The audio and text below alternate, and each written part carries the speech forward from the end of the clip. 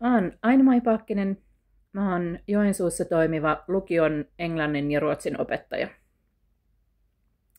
Mä olen tässä vuosien varrella oman työn urani aikana pohdiskellut paljon omaa ammatillista kehitystä ja myös semmoista henkilökohtaista kehitystä niin työntekijänä kuin opettajana.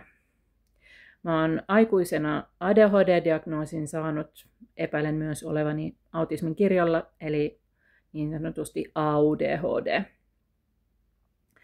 Mä olen yrittänyt ottaa selvää esimerkiksi nepsypiirteistä ja miten ne näkyy mussa, koska siitä huolimatta, että mä sain diagnoosin vasta aikuisena, niin onhan ne piirteet mussa näkyneet jo lapsesta asti. Sen lisäksi mä oon ollut aikalainen kontrollifriikki. Sille on syynsä totta kai, että haluaa kontrolloida asioita, haluaa, että jutut on järjestyksessä ja näin. Ja mä koen, että se on ollut mulla yksi semmoinen aika tärkeäkin tekijä mun työuralla. Joskus hyvässä mielessä, mutta ehkä enemmän niin, että mä olen itsekin todennut, että mä en voi käyttää niin paljon aikaa kaiken hallitsemiseen kuin mitä mussa tuntuisi. Ja tänään sille asialle löytyi nimi, ja sen nimi on hellittäminen. Tämä hellittäminen on jotain sellaista, mitä mä oon yrittänyt viime aikoina tehdä. Niin opettajana kuin työntekijänäkin. Ja oikeastaan myös ihan omassakin elämässäni.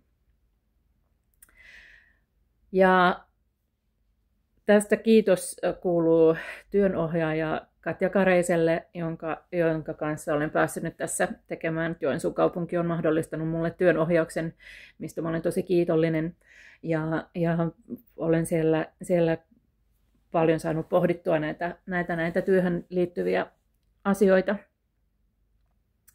Ja siinäpä se oikeastaan on se hellittäminen. Se, että mä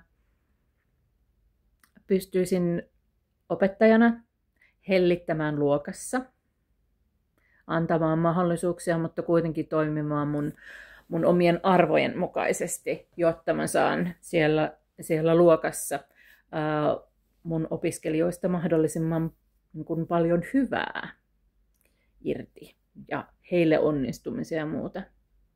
Ja toisaalta myös hellittäminen työyhteisössä, että antaa ihmisille antaa ihmisten tehdä työnsä niin kuin he haluaa, ilman että se aiheuttaa minussa ihan hirveästi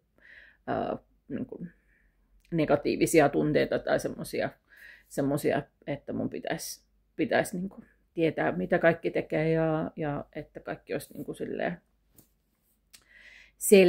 selkeitä. Ja myöskin, että mä en kantaisi ihan hirveästi vastuuta kaikkien muiden puolesta. Ja siitä lähti tämä ammattihellittäjä, koska naureskelin itselleni. Mä oon jo kauan kutsunut itseni nimellä ammattikehtaaja. Vähän ehkä vitsillä kyllä. Ammattikehtaaja oli tämmöinen Menaisissa, kun oli joku tämmöinen kohta, missä ne keksi sellaisia